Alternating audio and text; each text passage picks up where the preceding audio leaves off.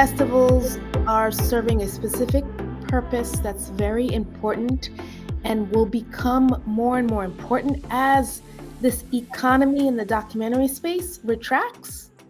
The festivals will, in some cases, maybe be the only place to see independent films that don't get picked up by the fewer and fewer streamers as they consolidate. But on the festival end, and if properly funded, which I think the philanthropic world needs to reconsider also for those festivals that are nonprofits, especially, is this opportunity to be a screening space for people to open up their minds.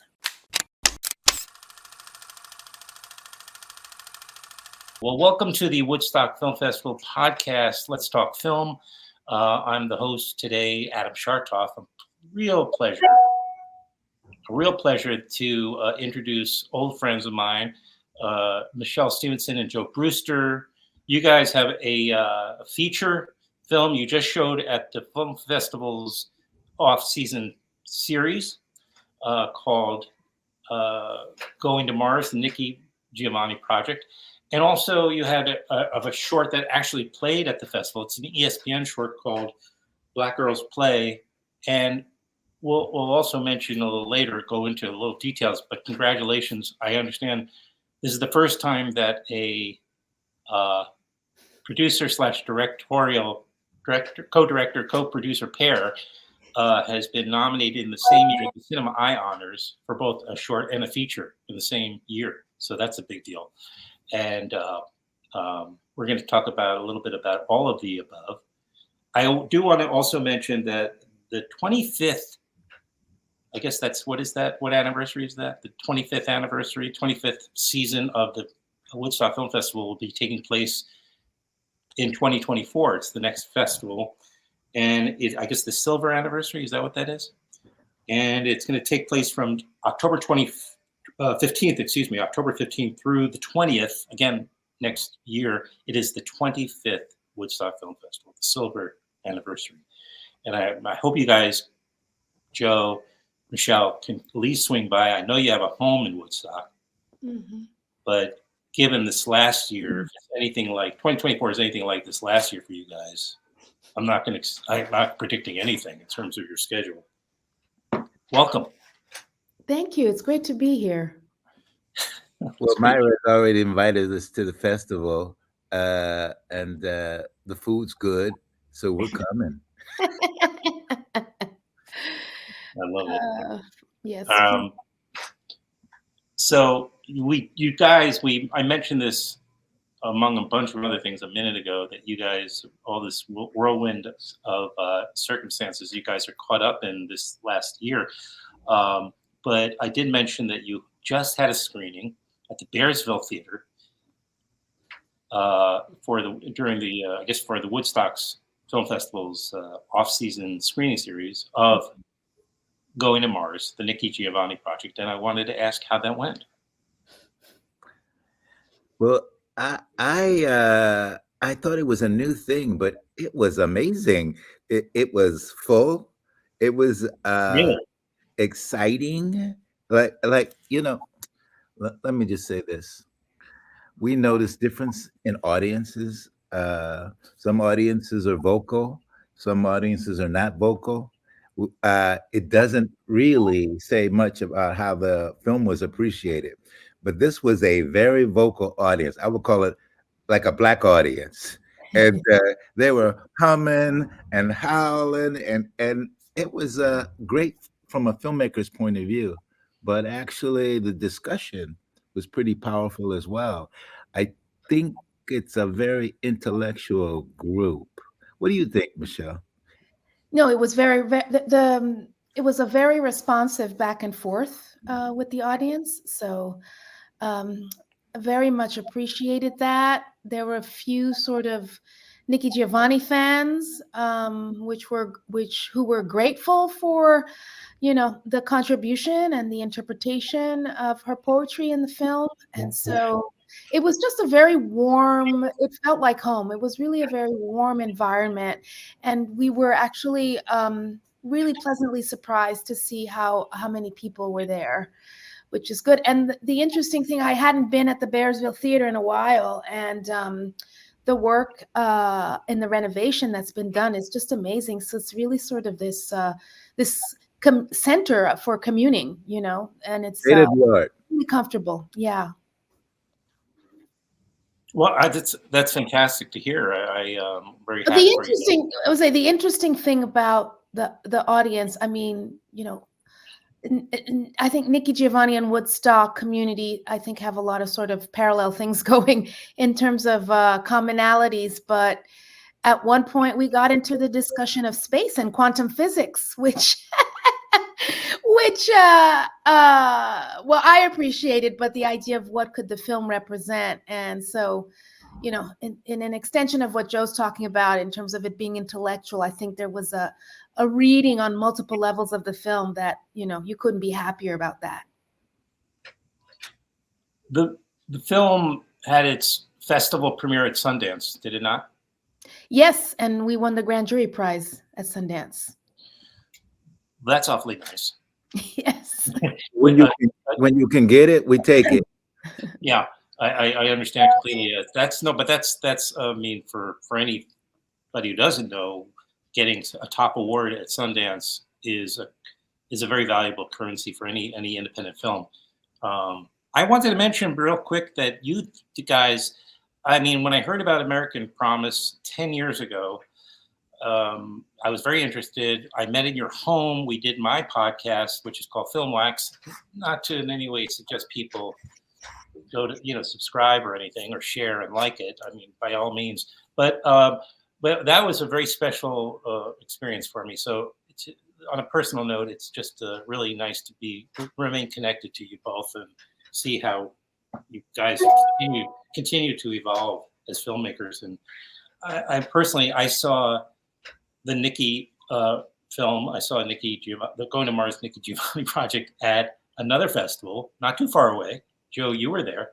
It was in Massachusetts. So it prevented, right? We couldn't show it at the Woodstock Film Festival during the actual conventional festival itself. Yes. There's all these. Well, I think that was not the reason. The reason is that we've been so busy. We couldn't attend the festival during that period. Right, that's right. And that's the advantage. That's the disadvantage or downside of winning a big award. You become popular. So, all of a sudden, you're in demand. Yeah. And so, there was also the New York Film Festival that we were at. That was that exact same. It's the exact. Those dates cross each other. Yeah. But I would say that the disadvantage of not being at the festival proper with the feature is ultimately was a big advantage. We really had a wonderful experience, and we were the center of attention for a day in Woodstock.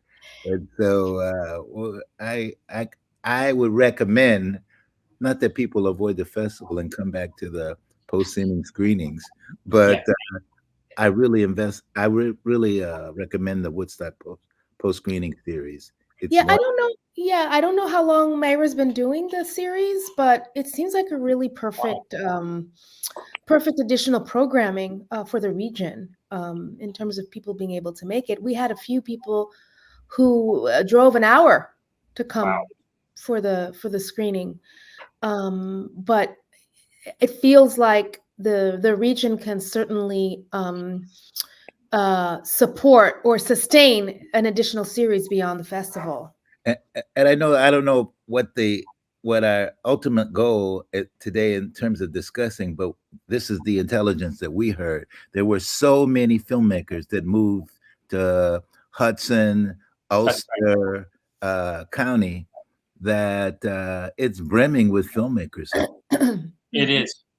And in fact, we have 4 or 5 that actually were involved in the making of Going to Mars, who live in Catskills, Saugerties, and Woodstock itself, Kingston and Kingston.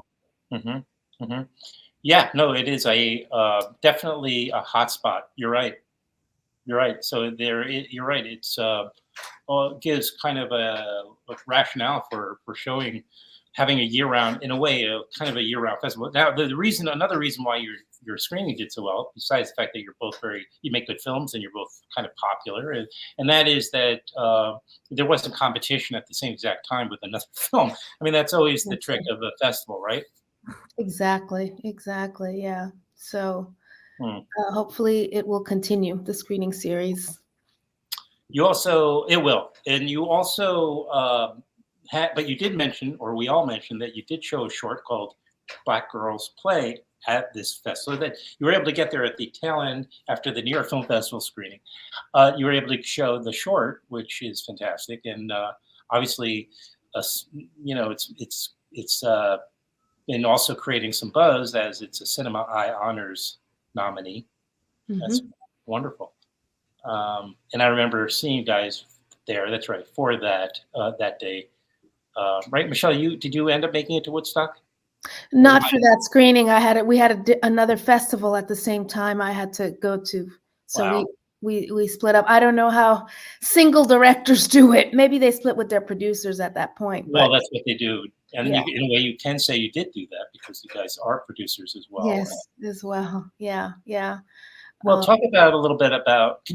We can talk a little bit, just while we have some time, about how you do manage to prioritize shit. I mean, if you've got so many film festivals that are really interested in showing your film, how do you figure it all out like that? What goes into it?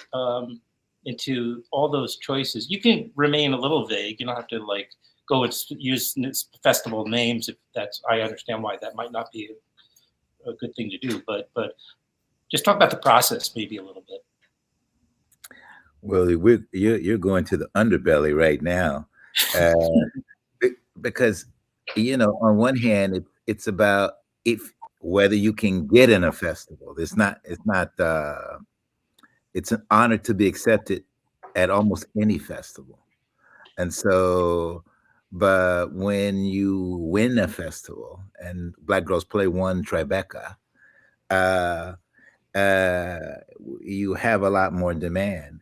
The other interesting thing is that both of these films are on Academy runs, and so there's a team behind both films, and competing teams. One at HBO, the other at ESPN. At one point, we were considering whether it made sense to have two films on the circuit that were basically getting requests to be shown every week. But we believe in film festivals, and even though we're not paid for it almost often, our goal is to get the work seen, and sometimes a film festival is only way to be seen. But more importantly for us, film is a communal activity, and so without audience and communicating with that audience, we basically don't have much of a future. The interesting thing about American Promise is that we stopped going to film festivals and we prioritized community screenings. We had over 200, and after we weighed that experience, we thought that although we created this great following around the country, we thought it was missing something, and some of the community members that we would like to be included are professionals that go to these festivals. So what we try to do is do both. We have we're dedicated to outreach with Everyday Joe and Michelle's, and we're dedicated for our work to be seen by community members, many of which work on the project, some of which we want to work with in the future, and some we want to finance our films. All of that is happening. Joe would say, if it were up to me, I would say yes to all the festivals that reach out to us, because I have a hard time saying no when you have a film that's out there and people want it, But I think that festivals are serving a specific purpose that's very important and will become more and more important as this economy in the documentary space retracts. The festivals will, in some cases, maybe be the only place to see independent films that don't get picked up by the fewer and fewer streamers as they consolidate. So on a streamer side, it's a glim sort of picture for independent filmmakers that don't rely on them to finish their films, but look for acquisitions or later investments.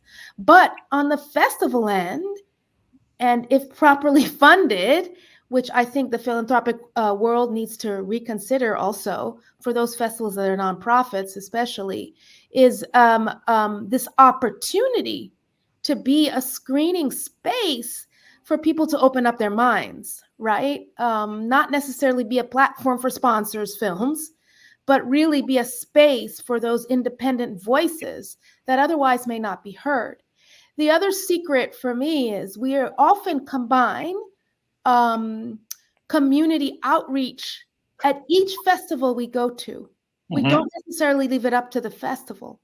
For example, yesterday, we had a screening in Montreal, and we did outreach. I did outreach to community. Of course, many were family, but if it weren't for our outreach, as I was looking at the audience, it would not have been a diverse audience group appreciating the film. So while the festival platforms are important, it doesn't mean that there's the capacity or the bandwidth to do, specific outreach that's needed. So we have to get our hands dirty to really take advantage as much as possible of those screenings. Thank you for sharing all that. For most people that aren't, or just like, buy the occasional ticket to a film festival, they don't understand the gravity, not only for filmmakers such as yourself and for their health of their film, but also for the festivals. I mean, once you got that award we mentioned earlier at Sundance, it really all of a sudden, your film went from, I'm sure, just driving at a nice, comfortable, speed to all of a sudden being jettisoned into the, going to Mars. And, but also from the festival side, it's very hard. Festivals are also working under, pressure to try to find films that will bring the audiences out and sell tickets, and try to get those, those very hot films like. Well, I do want to say something about that. We don't, as festivals, want to repeat what often marketers do with certain films with streamers, right? There is an expectation that we're going to program films that we think people will come to, as opposed to the flip side of the role of a festival is to expose people to different ideas, to different things, right. So they come out of it, somehow enriched. And we certainly had that experience at, for example, True Falls in Columbus, Missouri, where it was a predominantly white sort of space. They loved our film. There was one of the, a standing ovation after our second screening.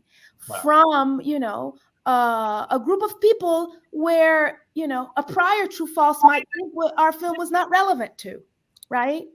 But in fact, so I do think festivals need to think outside of the box. Otherwise, you're just repeating the same market forces. Yeah. If done well, a festival can, also, lead the conversation and create an appetite. Well, exactly.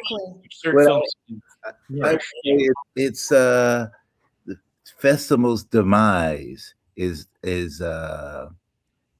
going to be due to their refusal to market.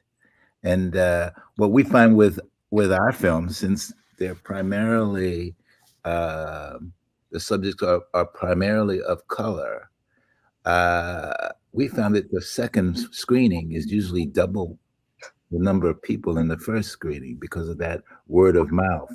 That's a form of marketing. But we've been disappointed when we go into a festival and we look at the resources that they put behind certain films to the echo chamber, and there are beautiful films out there that don't get seen even in the film festival. So what we do is we fundraise for that, and it's just part of our practice. And and people think, oh, people showed up. No, we got postcard guys going around town. We have sponsors for the festival when we can. It's easier in some places than others, uh, but I just think it's part of the process of filmmaking. Like, how do you create an audience? And we've been working on creating audience for 20 years. So we're good in certain towns, and so, in certain towns, it's a lot harder. Invaluable stuff. Thank you. I wanted to, before we end, I did want to like at least show people, and I meant to do this earlier, but I did want to, maybe we can watch part of the trailer here, and people get a taste of this very special documentary. Again, it's called Going to Mars, the NIKKI Giovanni Project. I brush my teeth, I smile, but there is always this frown. I think I'll run away with the ants and live on Mars. I'm fortunate because I'm a poet and poets are allowed to be hopeful. I used to dream radical dreams of blowing everyone away with my perceptive powers of correct analysis. I don't remember a lot of things. But a lot of things that I don't remember, I don't choose to remember. Childhood remembrances are always a drag if you're Black. I remember what's important and I make up the rest. That's what storytelling's all about. I even used to think I'd be the one to stop the riot and negotiate the peace.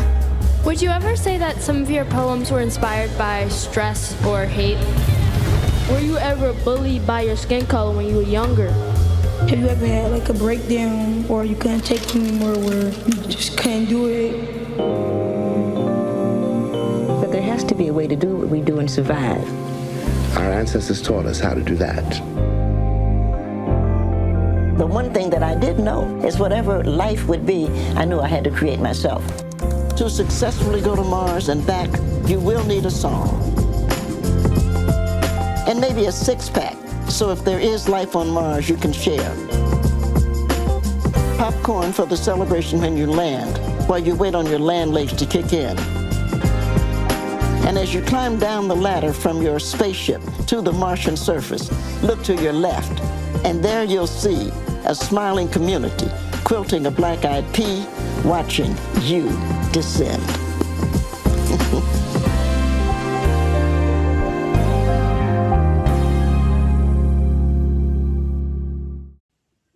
Thank you for allowing me to show that trick.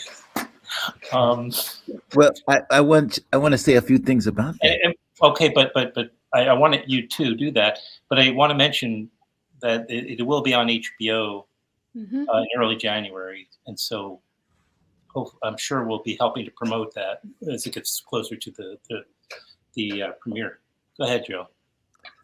Well, I think in addition to the archival and the cutting style that you'll see, that we film glimpses There's also an ode to our attempts to get the audience comfortable with going into the mind of Nikki Giovanni. So much so that we show an image of, her mind basically exploding with her memory. Yeah. And that we felt necessary to prepare audience for a different kind of experience. Like, this is not an experience where you go in and you show something and explain it. What we're trying to do is build upon the images in the film, be it montage, archival, verite, and every build actually expands the possibility of the complexity of the story, and sometimes the ambiguity, so that the audience leaves with a different kind of emotional experience. We're not explaining shit to everybody. Mm-hmm. Excuse my French. You're in Montreal, by all means. I'm in Montreal. And, yeah. Where I lived for a while, above a repertory theater right down the street. And I saw a movie almost every night. That's probably where my medical career basically was ended. And I began to, think cinematically, even in, when I'm seeing patients. But I don't know if I'm answering your question. Yes, beautifully put. Yeah, you're one way or another. If you're not saving lives, you're improving lives. You're with your films. Anyway, Michèle, any last thoughts? I mean, I want to respect your time, guys. Oh, and one question, maybe you can answer this, Michèle. Black Girls Play. Mm-hmm. How people see it? Is it available to see currently? Yes, Black Girls Play is out now on ESPN 30 for 30 platform. And we released that on November 12th. So check it out, streaming. And well, what's it about, Michèle? What's that film about? It's the film looks at the impact. The film, I know, Joe's like, no. He's always pushing questions at me when there's a moderator around to do that job. No, I'm grateful actually, because So Black Girls Play looks at the large impact on popular culture of the hang games that Black girls play. Okay. It's sort of an unsung impact that's never really been, the veil has never been really lifted. And there are a couple of academics ethnomusicologists who've done the research on what these polyrhythmic patterns of invention and innovation that young Black girls have done from generation to generation. And we look at how it infiltrates every aspect of popular culture in this country. But more importantly, you can expand that to look at how it's affected sport, American oratory, and we are suggesting, as well as others around the world, Black cinema, and it's a really interesting way to look at musical culture and how it is pervasive, and it's a part of our everyday life in terms of how we speak to each other, how we communicate with each other, how we inspire other people. And it's not just to be seen as, people being rhythmic. And so it's very exciting. Even here in Canada, it is the rhythmic culture of Africans who changed hockey and created the modern hockey game. So anyway, Black Girls Play is really a mind-bending experience, looking at young girls who haven't been given credit for their contributions to this musical culture and the outcomes of that culture. Thanks for re-explaining, Joe. I'm You're so welcome. right here. You're welcome. I love it. I couldn't be I'm in my happy place. That's all. If you think I'm uncomfortable at all, it's not possible. It's not. I lived in this place most of my adulthood, so I'm happy to be with you guys. All right, so we have 2 film projects. I wish you luck at the Cinema Honors. Those are in January, aren't they? I believe so. Yes. Yeah. Yes. Like what was that? I used to go to some of those, and Well, it'll be our first time.